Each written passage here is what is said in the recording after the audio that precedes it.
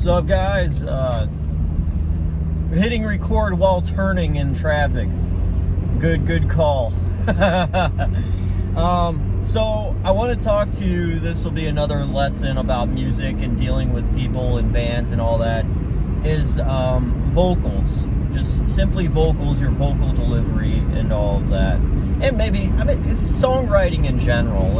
We could do that as well.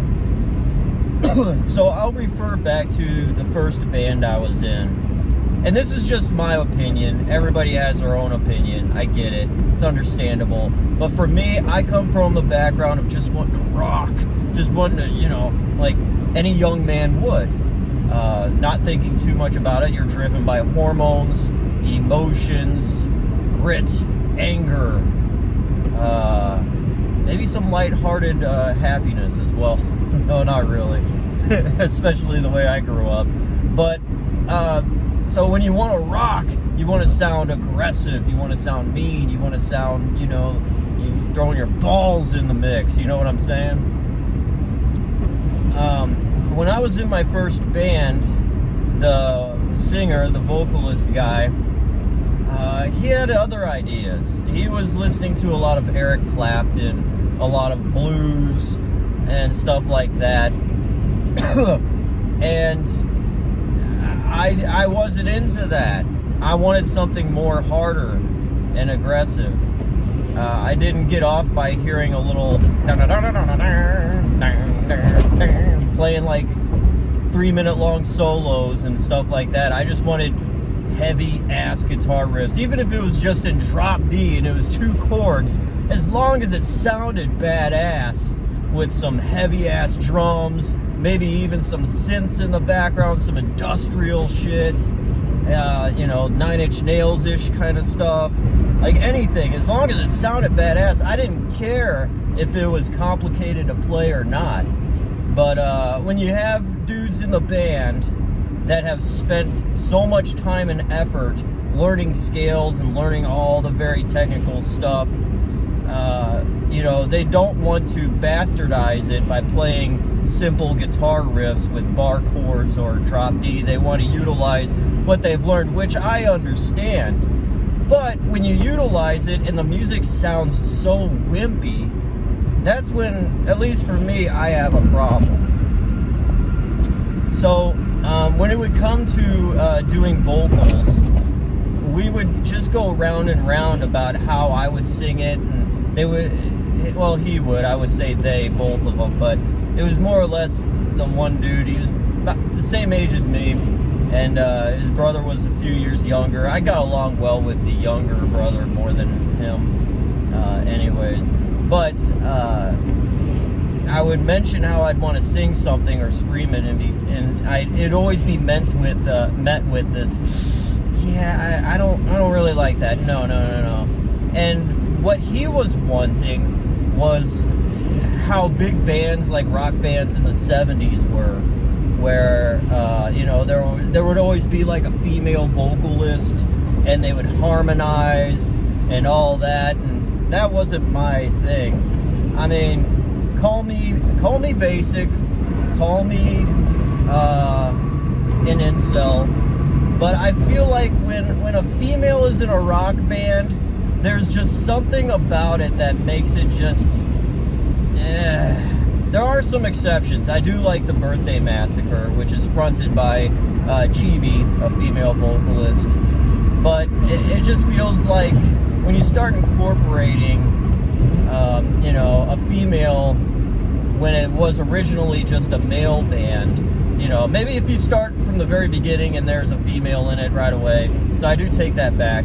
But, when you start incorporating more players in the band in general, too, and you mix in females, that's when it's just like, now you gotta incorporate what songs you write with a female angle and all that. You know what I mean? When you're a young dude, you don't ever want to think about any other,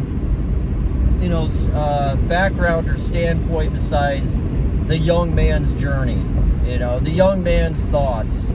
And now everything has to be T's have to be crossed and I's need to be dotted now to fit a more female demographic, because now there's a female in the band, and like, oh, I'm gonna harmonize, I'm gonna do the, you know, low, she's gonna do the high. It's gonna sound very, it's like, incorporating that into a rock band? No. I mean, I'm sorry, it's not 1977 anymore. I mean, back then when I was in a band with them, it was the late 2000s. I don't want to date myself too much, but, you know, it was the late 2000s. I mean, we started messing around and recording stuff on tape cassette in like 2002, 2003, but we never really formed as a three-piece band until the late 2000s. I want to say 2006, 2007. And I tell you what, man, when it comes to doing vocals and you know, choosing how you want to sing a song, approach a song vocally, you should do it just how you feel naturally. Don't even worry if you are on key or not. Like, I would get shit from people too when I do a cover song, at least, and people already have it programmed in their head how they think it sounds based on the original song. But when you cover a song, you're making it your own, and you may have a different way of how you want to do the vocal delivery, and that will clash naturally with people, because familiarity, that's what people want. That familiarity, something that feels like home. And if it feels strange and alien, the majority of people will disregard it and push it away and not want it. But for the people that are actual real artists, they don't look at how the music is packaged to be relatable to people, for people to easily want to listen to it and it's accessible. I think being an artist at its core, being a musician, it's a very selfish thing, because you are really making it for yourself. If you are a true musician, you are selfishly making it all for yourself, with no intention of trying to package it and worrying about, oh, is it going to be relatable to this demographic of people? Let's look at the charts and the bar graphs and see if this song will be easily liked by the basic population. No, you are not thinking about any of that. You are strictly making the song because you enjoy it. And if other people find it and they gel with it and they like it, those are your true fans, not people that you try to accommodate and morph your creativity to, you know, have them like it. Because then you're just basically like one of those sad kids that would eat dirt and bugs in the playground, hoping that kids would like them and think they're cool, when they're really just sad people. So if you're a musician and you're making songs strictly, and you're morphing them and molding them in hopes of other people liking them more than you doing it for yourself and how you really feel, then you're basically that kid on the playground eating dirt and bugs for attention. You know, that's not the way to go. So you know, I understand when you work with people, they're going to be like, oh, I want the songs to sound like Blink-182. I'm a big fan of Blink-182, so I always wanted to make songs that sound like Blink-182. It's like, don't you want to make songs that sound like yourself? No? Oh, you don't have anything in your head? You don't have your own voice? You just want to make copycat songs that sound like bands that you like in hopes of replicating the same success that they had? Newsflash, that ain't ever gonna happen. The only way you're ever gonna get any kind of like big success is if you really do have your own original voice and your own original sound, instead of trying to ride the coattails of something else. Now, obviously, there are influences.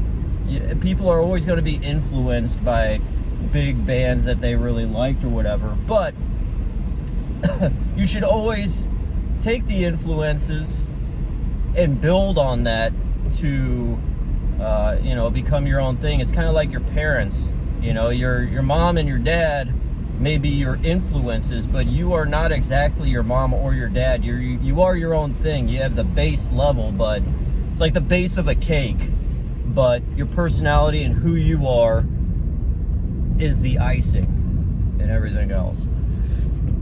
So when it comes to vocals, you could either choose to rap it, spoken word. You could try to sing it, you know, you sing it and all that. If you got a good singing voice, hey, go all about it. If you got next American Idol quality singing, then go for it. But this is also a thing. Talent will only get you so far. You could have the best talent, the best singing voice in the world, and blah, blah, blah. But if you don't have something that drives your voice to want to sing, then you're basically a $5,000 guitar sitting in an empty room with nothing, you know, with people just looking at the price and not having a drive to want to play it, to do anything with it, and it's worthless. So it's like you got to have a combination of a lot of things to even make something good. So that's the beauty of music, bro. So that's my tip and advice, is just go at it how you feel, and however it falls, and don't listen to the naysayers of, well, I don't know, I think it should be a melody from the 1970s bands that sound good, otherwise it sucks. Like, don't ever let someone gatekeep how you should write or sing or play a song, ever. Anyways, it's your little drive time lesson about music and everything today. I'm DJ Glowing Eyes. Thanks for watching. I will see you next time.